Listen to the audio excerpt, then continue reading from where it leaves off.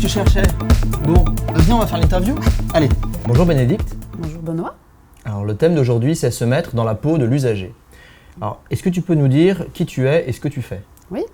Alors, je m'appelle Bénédicte Revol, je suis chargée de mission relations usagers au SGMAP. J'anime une communauté de pratique qui s'appelle 100% Contact Efficace, où on réunit des agents de ministères, d'opérateurs, d'institutions et de collectivités locales pour travailler sur comment améliorer la relation usager. Sous deux angles, à la fois améliorer l'expérience des usagers et tout en renforçant en fait l'efficacité multicanale des organisations. Alors pourquoi c'est important de se mettre dans la peau de l'usager ?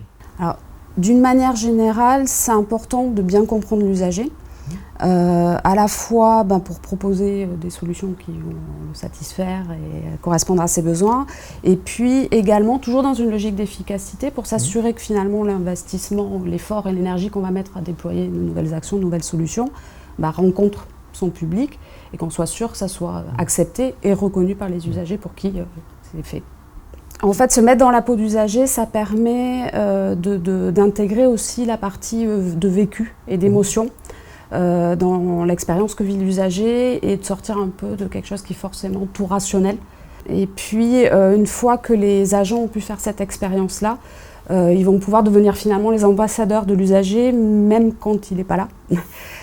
Pour s'exprimer ou pour participer.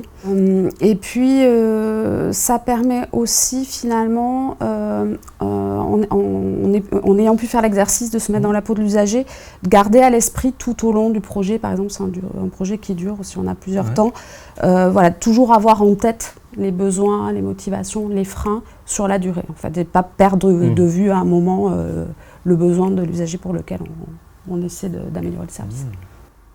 Mais est-ce que tu peux nous raconter un exemple d'un projet sur lequel tu as utilisé ce type de méthode pour se mettre dans la peau de l'usager ?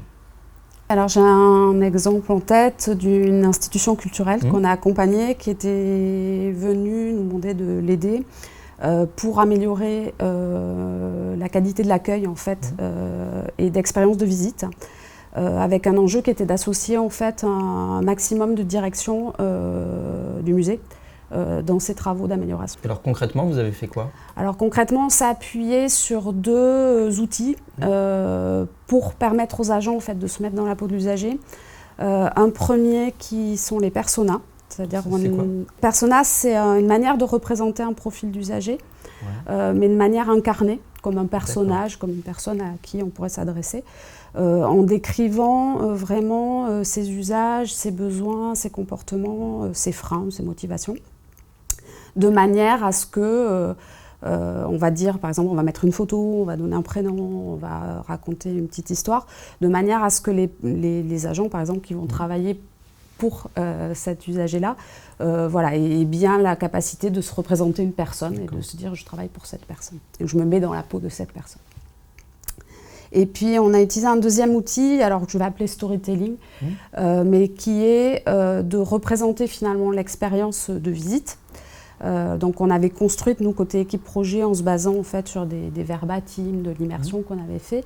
On a raconté finalement une expérience vécue, mais en se mettant sous forme d'histoire, et telle que l'a raconterait en fait l'usager, ou le persona, en parlant à la première personne, en donnant ses émotions, ses réactions, ce qu'on a aimé, pas aimé, de manière à ce qu'après les personnes qui vont devoir intégrer et s'approprier en fait cette expérience soient le plus ancrées possible dans une réalité et puissent s'imaginer vraiment et se projeter dans ce qu'a vécu cette personne.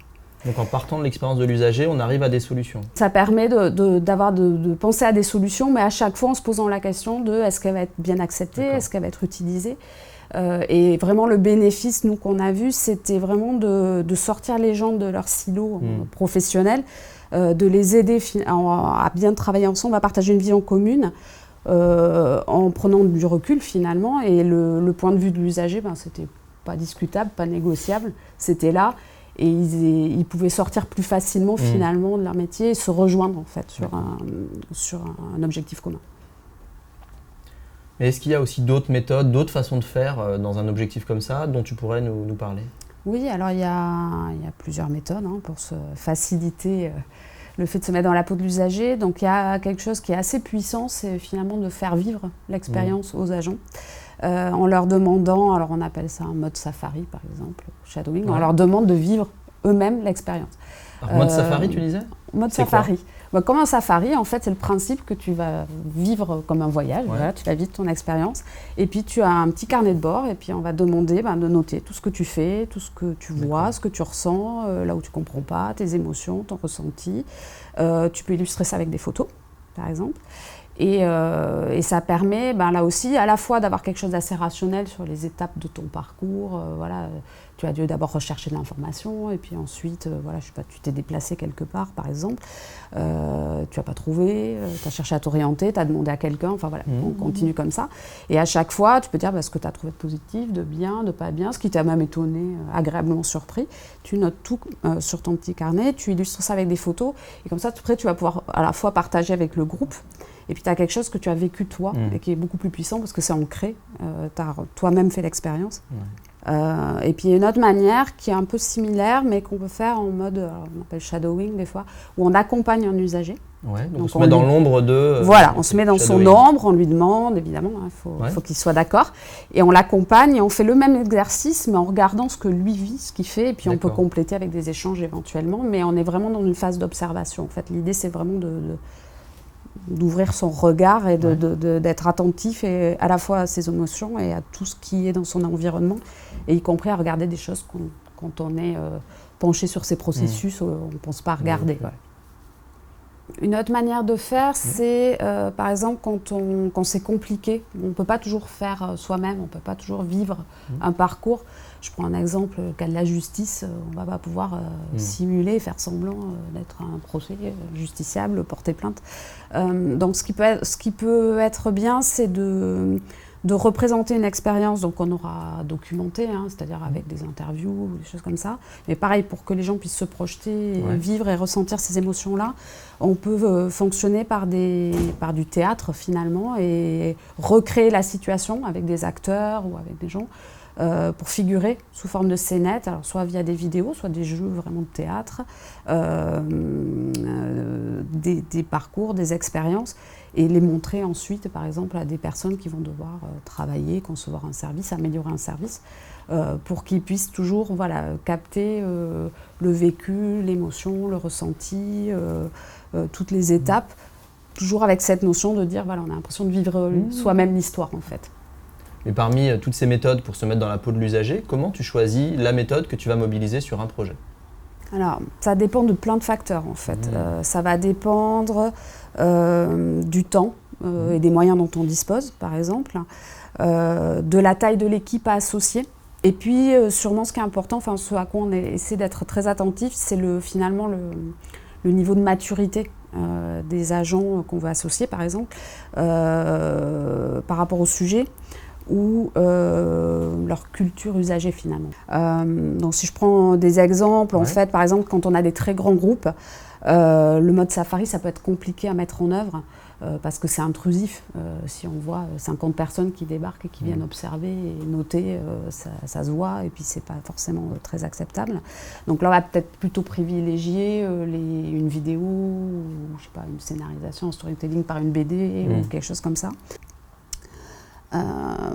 D'une manière générale, en fait, moi, ce qui me semble important quand on choisit ces méthodes-là, c'est vraiment de se dire qu'est-ce qui va être vraiment s'obliger à se poser la question, à pas plaquer des méthodes comme ça en se disant qu'est-ce qui va être le plus efficace par rapport à ce que je cherche à faire, et qu'est-ce qui fait finalement que ça va être le mieux reçu par les agents, le plus acceptable, de manière à ce qu'eux-mêmes, en fait, moi, ce que je dis souvent, c'est qu'il faut penser aussi l'expérience participant. C'est-à-dire se dire est-ce qu'ils vont vivre une bonne expérience et donc est-ce qu'ils vont garder un bon souvenir de ce qu'ils ont fait et qui va les mettre dans des conditions qui font que le projet ou l'atelier ou les réflexions qu'on cherche à mener vont avancer le mieux possible. Donc en fait, il faut se mettre dans la peau des agents pour qu'eux se mettent dans la peau de l'usager. C'est ça. Et alors si tu avais 1 ou 2 conseils à donner pour des agents qui veulent se lancer dans un projet comme ça, pour se mettre dans la peau de l'usager? Le premier, c'est que parfois c'est difficile en fait pour les agents de changer de casquette, de sortir de leur métier et puis d'arriver à se mettre dans la peau des usagers. Ce qui marche assez bien, ce qu'on peut faire, c'est finalement, avant de faire l'étape et l'atelier par exemple qu'on a prévu, pour les aider à se décadrer un petit peu, à changer de lunettes, c'est leur demander à eux de raconter finalement une expérience qu'ils ont vécue, soit en tant qu'usager d'un service public, soit en tant que client. Ouais. Un autre conseil que je donnerais, c'est vraiment de mixer les méthodes en fait. C'est-à-dire se mettre dans la peau du usager, c'est bien parce que ça permet de vivre une expérience et souvent c'est plus ancré, on le garde mieux en mémoire, mais ça ne remplace pas le fait d'écouter les usagers directement, ça ne remplace pas le fait de les associer directement. C'est vraiment très complémentaire et ça permet d'avoir une espèce de panorama avec plusieurs angles de vue et souvent c'est assez riche parce qu'on voit des choses différentes à chaque fois et ça vient enrichir la vision. Et puis, dernier conseil, mais qui n'est pas vraiment un conseil, qui est plus un encouragement, d'oser le faire, d'essayer, parce que c'est assez addictif en fait, et on a du mal à s'en passer après. Merci Bénédicte. Avec plaisir.